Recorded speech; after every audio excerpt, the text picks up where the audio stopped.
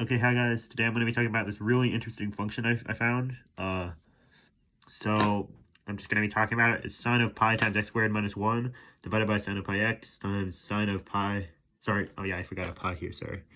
Times pi times x squared minus 1 over m, where m is some integer. And it turns out if you're able to integrate this, then please put it in the comments. I would really appreciate that, because I think you can actually factor large numbers, which is a big thing in cryptography. So it's probably unintegratable, but it's really cool to think about. So the idea is basically, when will this thing be infinity? That's the real question here. Okay. So, well, for it to be infinity, something in the bottom has to be 0, because this top's never going to be infinity. So something in the bottom must be 0. So if we assume that there's some infinity point that's not when x is not an integer, then this thing is not going to be 0. So this thing must be 0, right? But for this thing to be 0, it means that x squared minus 1 over m must be an integer. So therefore, x squared minus 1 is an integer. So the top 0, and they're both, you can check, residue 1. So it will cancel out. So it will not be infinity. So therefore, all the infinities, all the poles are going to happen at integers. So at an integer, this thing is going to be 0. So you're going to get a 0 on the bottom. And on the top you're going to get this x squared minus 1 is also obviously going to be an integer, because x was an integer. So then this is, the top's also going to be 0, so those are going to cancel because they're both residue 1. Sorry, not residue, I meant order. I think earlier I said residue, I meant order. Sorry, I don't know, it's blurry. Let me try to make it less blurry. Why is it being so blurry?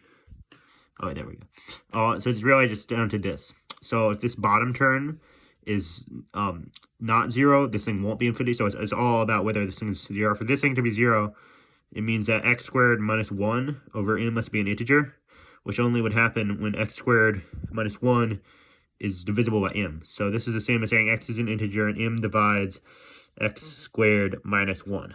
And what does this mean?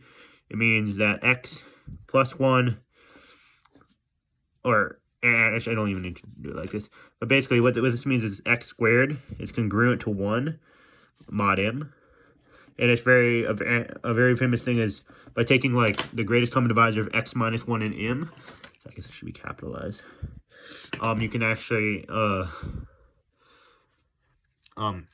it turns out that you can factor m unless x is trivial, but you can just get rid of the trivial cases. Like, just don't pay attention to those poles. So what I find really interesting is this thing has poles as precisely the places where you can factor. And it's just something I find really impressive.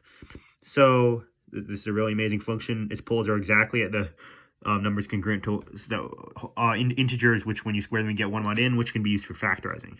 And then you can just remove the trivial ones, like nearby, just by like adding, like subtracting, like adding something on the side to cancel out the poles there. And so this thing really, its radius convergence, the nearest place is infinity. If you just cancel out those two trivial poles of x equals 1 and x equals minus 1, is actually immediately going to give you a factorization, which I find really impressive. So literally, if you like the radius of convergence of this thing, and then plus like a tiny bit of other stuff over to the side, is literally can be used to factor numbers. So my idea is, it turns out you can also check relatively easily, like the residue is 1, or maybe it's off by some multiple. I might be off by a multiple here. But basically, the residue of the poles of this thing, the order is 1 of the pole, but I think I said that earlier. And then the residue, it's either like 1 over pi or 1 or something. You can just like add a constant. I forget what you put. Maybe the residue is 1 over pi, so you add a pi here. I forget. You can calculate and figure out what constant it is. I forgot. But once you do this, what you realize is this thing only has poles of order 1 and residue either plus or minus 1, because the signs, like the plus or whether the sign is a plus or a minus can vary. So, but the point is, what this means is that if you remember, the logarithmic derivative of a function is basically, you'll notice the logarithmic derivative of any function, it's only going to have poles of like since in your original function, say I have some function f of x, any 0 it has is going to be transformed into a pole with order. Am I saying this right? Yeah, pole of order 1 and negative the order of the 0 in f, and then any pole f has is going to be transformed into a pole of order 1 and residue whatever the order of the pole was in f. So basically, it's always going to be a whole number since orders have to be whole numbers. So I'm pretty sure the converse works too, meaning that if you have a function which has only poles of order 1, which this thing does, and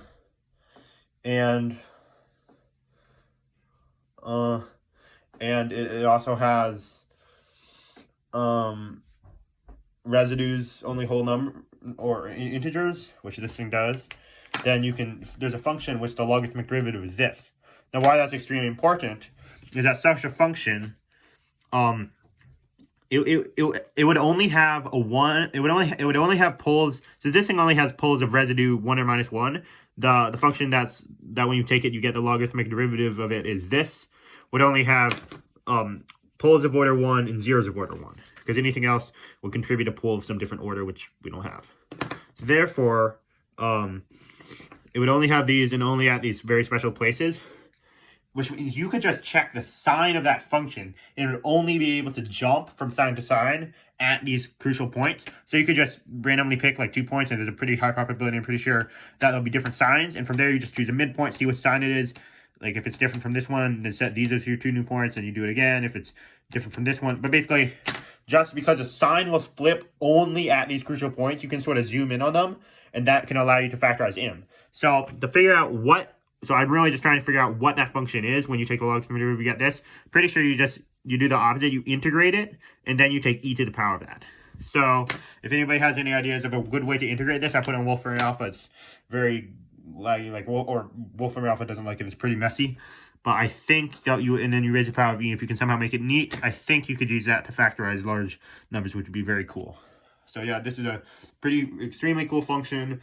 Poles only, poles of order 1 and residue either 1 or minus 1, and only at these very, very important numbers, which would allow you to factorize in.